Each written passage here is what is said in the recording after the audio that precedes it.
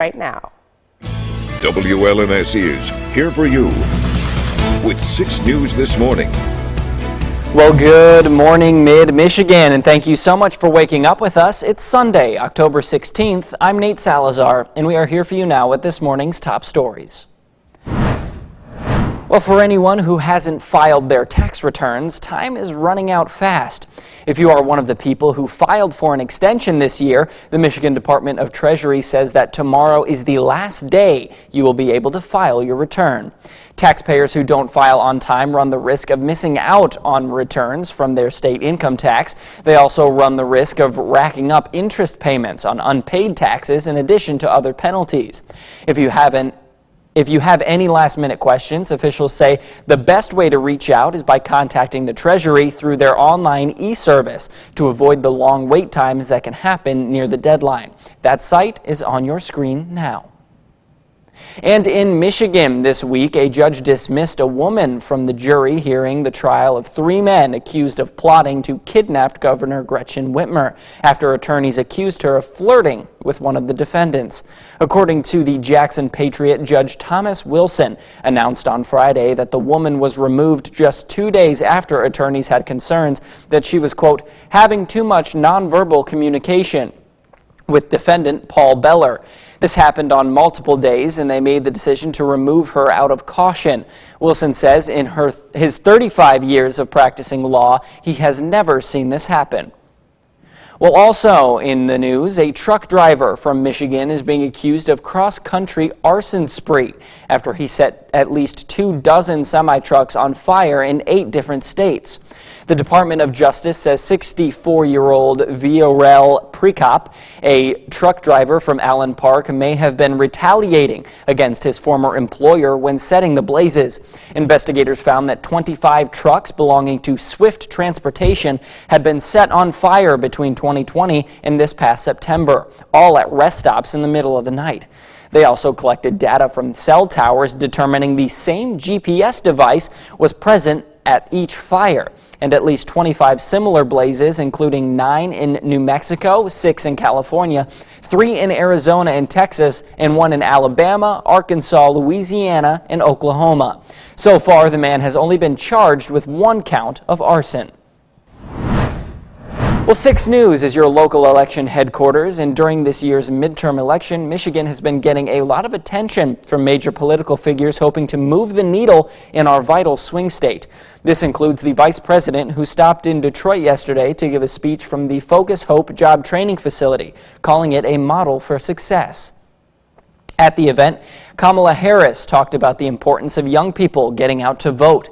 Harris made the case that this year's election is vital for younger voters with so much at stake, and used the recent student loan relief program as an example of the support that the White House has given these voters. Abortion rights were also a topic of discussion, and Harris said that the administration will do everything in their power to protect Roe v. Wade. Well, former President Barack Obama will also visit Michigan in the coming weeks. He will arrive on Saturday, October 29th, to rally alongside Lieutenant Governor Garland Gilchrist and several Michigan Democrats on the ballot this year for a Get Out the Vote rally in Metro Detroit. The former president has said that one of his goals this year is to help educate voters on the importance of down-ballot races because of the role that local officials will play in certifying close elections in the future. And nationally, with less than a month to go before the midterms, the president is doing what he can to ensure his party keeps control in both chambers of Congress. But experts wonder if his strategy will be enough to undo nearly 20 years of precedent. CBS News correspondent Skylar Henry has more.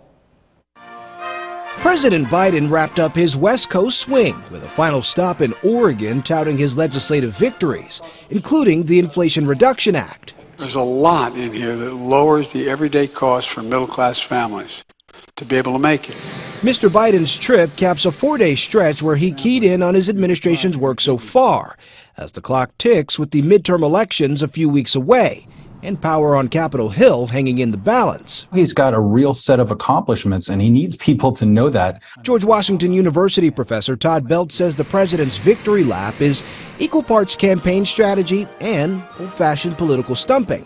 Why do you think he's going about it this way as opposed to full-blown rallies? Joe Biden isn't really the big rally kind of guy anymore. He works better with some smaller crowds. In contrast, Presidents Trump and Obama racked up thousands of miles crisscrossing the country, making their final cases to voters ahead of the midterms. And in states where races at the top of the ticket are tightly contested, some say a Biden presence, based on his approval rating, could make or break the outcome. Skyler Henry, CBS News, Washington. From Storm Tracker 6, this is Weather on the Sixes, sponsored by Auto Owners Insurance. Simple human sense.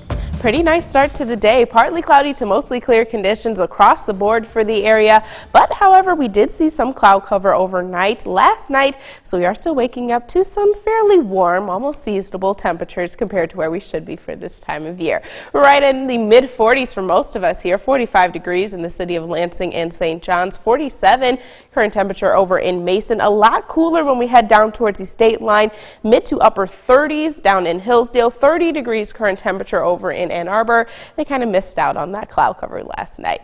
Wind speeds generally between 5 to 10 miles per hour. All of them will be coming out of the southwest over the course of today. Current wind chills, it feels like 39 degrees in both Jackson and Charlotte, feeling like 25 degrees when they step outside over towards Ann Arbor. So, as is the case every year, it's that time of year where you definitely need to think about bundling up any time that you head outside today. Satellite and radar paints a fairly quiet picture for us here. We do still have this low pressure system off to our north, not turning up a lot of activity right now, but it'll still bring the chance for a few scattered rain showers later in the day today, specifically right around 5 o'clock. Until then, we're dealing with mostly sunny conditions. Skies become partly cloudy. Highs will be in the low 50s, 53 degrees, still below average compared to where we should be for this time of year.